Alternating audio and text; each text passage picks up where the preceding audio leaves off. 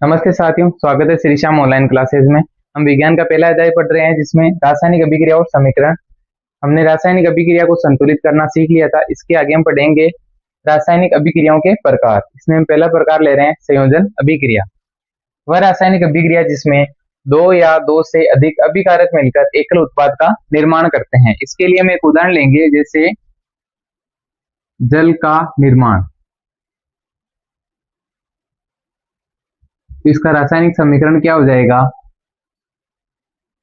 2H2 plus O2। ये किसका निर्माण कर देंगे? 2H2O का। ये हमें क्या प्राप्त हो गया है यहाँ पर? जल।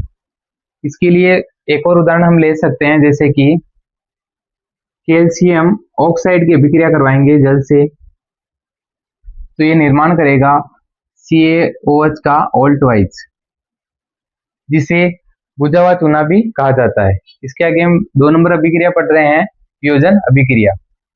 वह रासायनिक अभिक्रिया जिसमें एकल अभिकारक टूटकर दो या दो से अधिक उत्पाद का निर्माण करते हैं उसे वियोजन अभिक्रिया बोला जाता है, और इसे अपघटन अभिक्रिया भी कहते हैं। इसका अन्य नाम क्या हो जाएगा? अपघटन अभिक्रिया। इसमें हम ले लेंगे कैल्शियम कार्बोनेट, ये बन जाएगा calcium oxide plus carbon dioxide. एक इसका उदाहरण हो गया वियोजन अभिक्रिया, जिसे क्या कहा जाता है? अपघटन अभिक्रिया भी कहा जाता है। अब देखेंगे कि वियोजन अभिक्रिया के प्रकार। इसमें पहला प्रकार हम पढ़ेंगे विद्युत अपघटन। विद्युत अपघटन क्या होता है? वह रासायनिक अभिक्रिया जिसमें विद्युत धारा की उपस्थिति में एकल अभिकारक टूटकर दो या दो से अधिक उत्पाद का निर्माण करते हैं, उसे कहा जाता है विद्युत अपघटन। इसके लिए हम उदाहरण लेंगे 2H2O। यहाँ हम किसकी उपस्थिति दर्शाएंगे? विद्युत धारा। ये बन जाएगा 2H2 प्लस O2। ये किसका एग्जाम्पल हो गया? वियोजन अभिक्रिया, जिसमें हम पढ़ रहे थे विद्युत अपघटन का। तो ये उदाहरण हो गया विद्युत अपघटन का। इसके आगे हम पढ़ेंगे इसका दूसरा प्रकार, जिसे कहा जाता है उष्मीय वियोजन। वह रासायनिक अभिक्रिया जिसमें उष्मा की उपस्थिति में एकल अभिकारक टूटकर दो या दो से अधिक उत्पादों का निर्माण करते हैं, उसे कहा जाता है उष्मीय वियोजन। वियोजन अभिक्रिया का उदाहरण देखेंगे 2FeSO4। इसका वियोजन हो जाएगा किसकी उपस्थिति में? उष्मा की उपस्थिति में। इससे टूट जाएगा 2Fe plus SO2 plus 2SO3। ये उदाहरण हो गया उष्मीय वियोजन अभिक्रिया का। इसके आगे हम पढ़ेंगे प्रकाशीय वियोजन अभिक्रिया। वह रासायनिक अभिक्रिया जिसमें प्रकाश की उपस्थिति में एकल अभिकारक टूटकर दो या दो से अधिक उत्पाद का निर्माण करते हैं। प्रकाशीय वियोजन अभिक्रिया का उदाहरण इसमें हम देखेंगे 2AgCl। ये हो जाएगा यहाँ पर प्रकाश, ये टूट जाएगा 2Ag प्लस Cl2। इसके पश्चात हम पढ़ेंगे विस्थापन अभिक्रिया। हमने वियोजन अभिक्रिया पूरी पढ़ ली है, जिसके 3 प्रकार होते हैं। इसके आगे हम पढ़ेंगे विस्थापन अभिक्रिया। वह रासायनिक अभिक्रिया जिसमें उच्च क्रियाशील तत्व कम क्रियाशील तत्वों को उसके यौगिक से हटा देता है, उसे बोला जाता है विस्थापन अभिक्रिया। इसके लिए हम उदाहरण देखेंगे Fe प्लस CuSO4। ये हो जाएगा FeSO4 प्लस Cu। यहाँ हमने क्या देखा कि जो उच्च अभिक्रियाशील तत्व था, इसने कम क्रियाशील तत्व को क्या कर दिया? उसके यौगिक से हटा दिया। इसे ही क्या कहा जाता है? विस्थापन अभिक्रिया। हम पढ़ रहे थे विज्ञान का पहला अध्याय, जिसमें हम आगे पढ़ेंगे द्विविस्थापन अभिक्रिया। वह रासायनिक अभिक्रिया जिसमें अभिकारकों के मध्य आयनों का आदान प्रदान होता है, उसे द्विविस्थापन अभिक्रिया कहा जाता है। इसके लिए हम उदाहरण लिख सकते हैं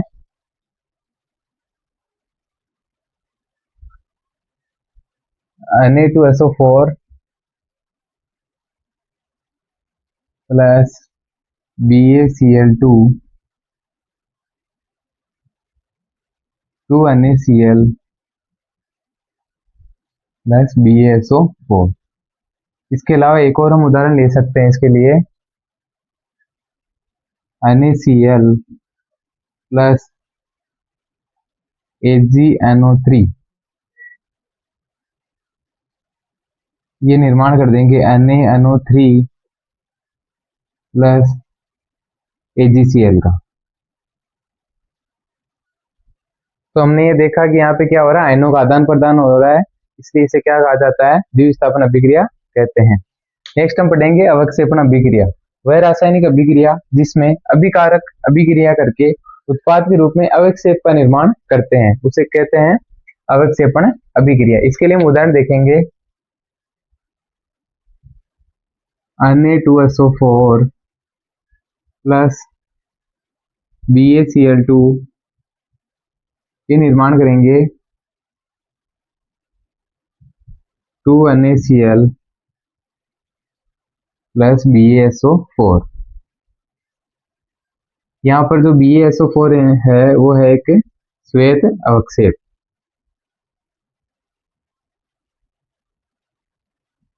आगे हम पढ़ेंगे ऊष्माक्षेपी अभिक्रिया। वह रासायनिक अभिक्रिया जिसमें ऊष्मा का उत्सर्जन होता है, उसे ऊष्माक्षेपी अभिक्रिया कहते हैं। इसके लिए हम उदाहरण लिखेंगे, CaO प्लस H2O, ये निर्माण करेंगे CaOH का ओल्ट वाइज प्लस ऊष्मा। इसमें क्या निकल रही है, ऊष्मा निकल रही है, यानी ऊष्मा का उत्सर्जन हो रहा है, इसलिए इसे कहा जाता है ऊष्माक्षेपी अभिक्रिया।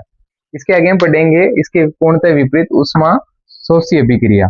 वह रासायनिक अभिक्रिया जिसमें ऊष्मा का अवशोषण होता है, उसे ऊष्मा शोषी अभिक्रिया कहते हैं। इसके लिए उदाहरण लिखेंगे, जैसे कि CaCO3, ये ऊष्मा की उपस्थिति में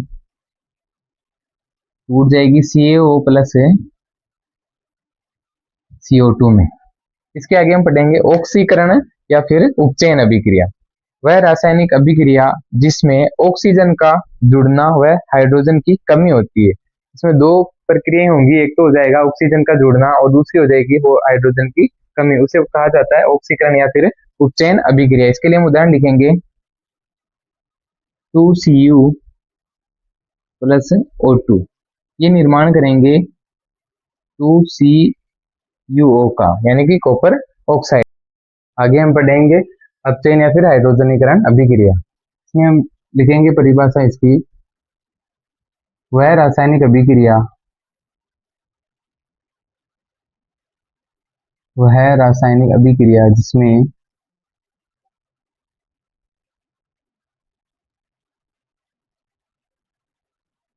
जिसमें हाइड्रोजन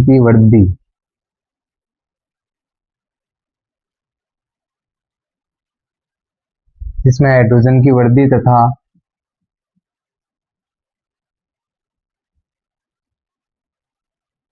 ऑक्सीजन की क्या होती है, कमी। ऑक्सीजन की कमी होती है,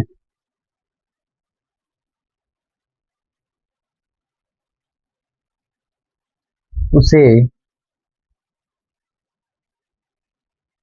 अपचयन या हाइड्रोजनीकरण अभिक्रिया कहा जाता है। अपचयन या हाइड्रोजनीकरण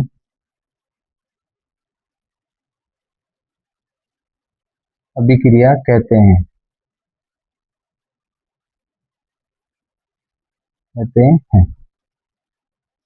इसके लिए हम एग्जाम्पल देखेंगे,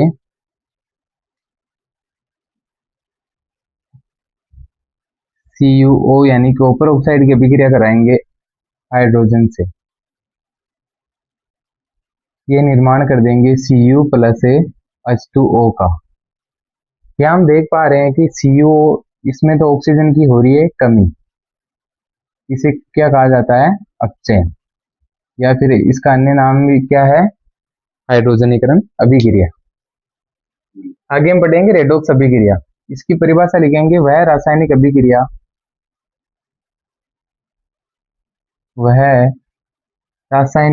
अभिक्रिया जिसमें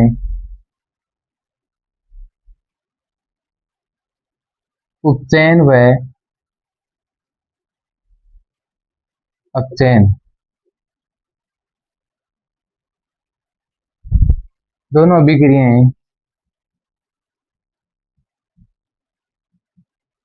दोनों अभिक्रियाएं साथ साथ होती है।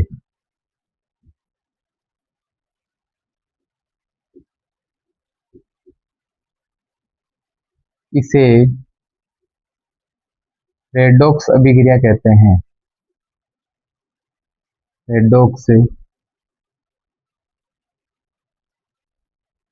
अभिक्रिया कहते हैं। इसके लिए हम उदाहरण देख सकते हैं। एग्जाम्पल 2PbO प्लस C ये निर्माण करेंगे 2Pb प्लस CO2। यहाँ हम देख सकते हैं कि यहाँ पर क्या हो रही है, ऑक्सीजन की कमी हो रही है, तो इसे कहा जाता है अपचयन।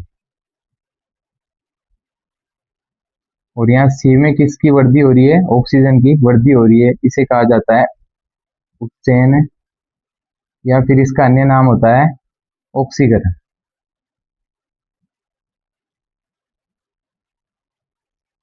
अपचयन का एक अन्य नाम और होता है हाइड्रोजनीकरण।